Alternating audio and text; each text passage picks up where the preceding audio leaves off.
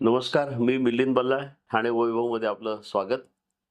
महापालिकांच्या निवडणुका संपन्न झालेल्या आहेत आणि अपेक्षेप्रमाणेच भारतीय जनता पक्षाला घवघवीत यश मिळालं आहे.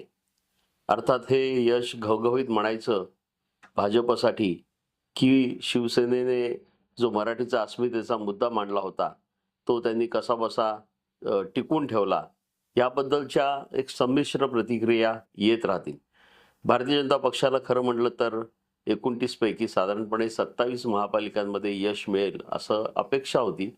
त्यांना 23 महापालिकांमध्ये महायुतीला यश मिळालेलं आहे आणि सर्वांचं लक्ष ज्या महापालिकेकडे वेधलं गेलेलं आहे ते अर्थातच मुंबई महापालिकेकडे आहे आणि तिथे त्यांना शिवसेनेला म्हणजे एकनाथ शिंदे यांना घेतल्याशिवाय सत्ता स्थापन करता येत नाहीये. आता खरं म्हटलं तर महापालिका निवडणूक झाल्यावर तो एक जल्लोष असतो, तो भारतीय जनता पक्षामध्ये झालेला पण आहे. परंतु एकीकडे जेव्हा भारतीय जनता पक्षात जल्लोष होत असताना शिवसेना शिंदे गटातर्फे या सगळ्या घडामोडी ज्या पुढे होणार आहेत महापौर पदाच्या निवडणुकीसाठी, त्याकडे अत्यंत सावधपणे पाहिलं जात आहे. त्याचाच एक भाग म्हणून त्यांनी आपल्या सर्व नगरसेवकांना मुंबईतल्या एका पंचतारांकित हॉटेलमध्ये बोलवलं आणि तिथे त्यांना अ, त्यांच्याशी संवाद साधला एकनाथ शिंदे यांनी. अर्थात तो संवाद मुंबईच्या विकासाच्या संदर्भातला होता, असं ते म्हणत असले. परंतु त्यात राजकीयच चर्चा अधिक झालेली आहे. कारण की महापौर जो आहे, हा महायुतीचा होईल असं सुरुवातीपासून सांगितलं जात आहे. आणि त्यानंतर जी निवडणुकीचे निकाल येऊ लागले, तेव्हा भारतीय जनता पक्षातर्फे स्पष्टपणे असे संकेत देण्यात आले, की भारतीय जनता पक्षाचाच पण मराठी उमेदवार कोणीतरी महापौर होईल. त्यामुळे महापौर पद जे आहे हे भारतीय जनता पक्षाकडे जाणार अशा पद्धतीचा एक सूतोवाच केल्यामुळे नॅचरली शिवसेनेमध्ये थोडीशी अस्वस्थता पसरलेली आहे. त्यात एक मुद्दा नवीन असा आला. खरं म्हटलं तर हा मुद्दा शताब्दी वर्षाचा होता बाळासाहेब ठाकरे यांच्या आणि ते बाळासाहेब ठाकरे यांचं शताब्दी वर्ष असल्यामुळे मुंबईचा महापौर हा मराठीच आणि तोही शिवसेनेचा असावा, अशा पद्धतीचा एक आग्रह धरण्यात आलेला आहे. गंमत ह्याची वाटते, की निवडणुकीच्या प्रचारात कुठेच ह्या मुद्द्याचा वापर केला नाही. म्हणजे हा जर वापर केला गेला असता, की शिवसेना प्रमुख बाळासाहेब ठाकरे यांचं हे जन्मशताब्दी वर्ष आहे, तर किंबहुना उभाठाला किंवा मनसेला ह्या गोष्टीचा प्रचंड फायदा घेता आला असता.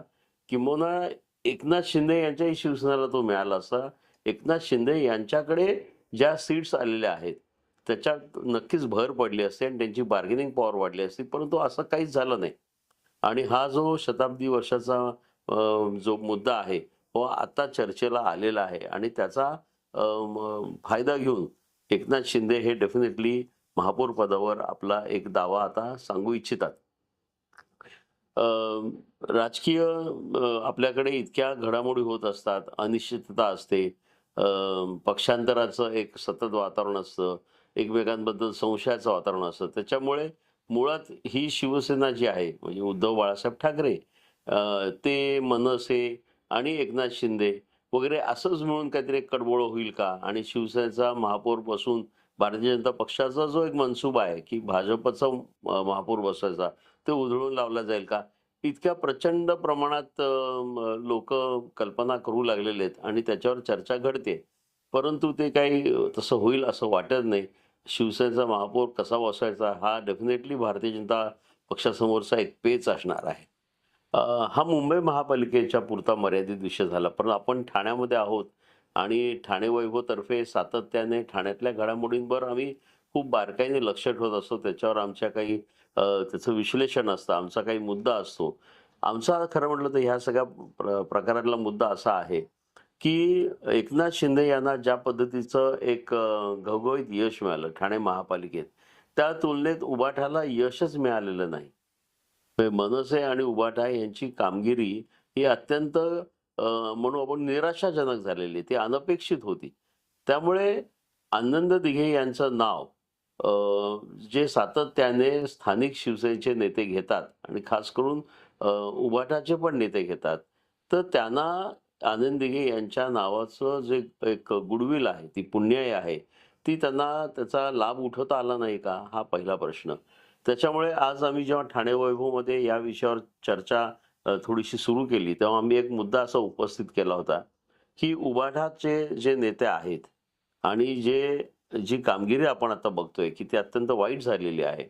तर बाळासाहेब ठाकरेंचं जन्मशताब्दी वर्ष मुंबईत जसा एक मोठा विषय आहे, तसं आनंद दिघे यांचा जो एक विषय आहे, तो सुद्धा ठाण्यासाठी महत्त्वाचा आहे. तर आनंद दिघे यांच्या शक्तीस्थळावर जाऊन आपले जे ठाण्यातले ठाकरे सेनेचे उबाठाचे जे नेते आहेत, हे तिकडे जाऊन काही आत्मपरीक्षण करणार आहेत का?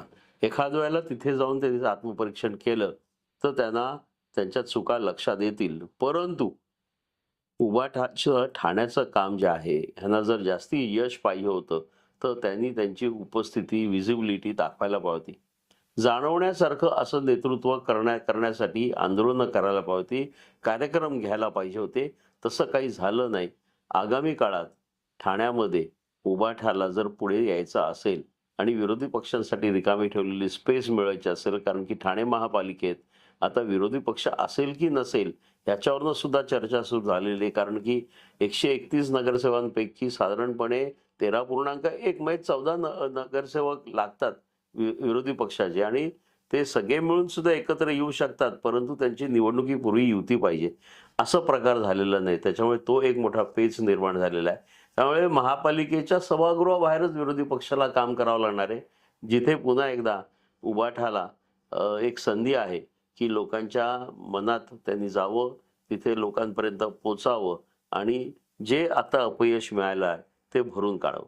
तर ही साधारणपणे आजची परिस्थिती आहे. मुंबईत महापौर पदाचा सामना रंगणार आहे. ठाण्यामध्ये तसा काही सामना रंगणार नसेल, तरी देखील कल्याण डोंबिवली महापालिका आहे, नवी मुंबई महापालिका आहे, मीरा भाईंदर महापालिका आहे, उल्हासनगर आहे. या सर्व महापालिकांमध्ये जे काही होईल, या सगळ्या घडामोडींचा राज्याच्या राजकारणावर निश्चितच परिणाम होणार आहे. आपल्या काही सूचना असतील, आपल्यालाही ह्याच्याबद्दल काही म्हणायचं असेल, तर तुम्ही आम्हाला आमच्याशी संपर्क साधू शकता. धन्यवाद.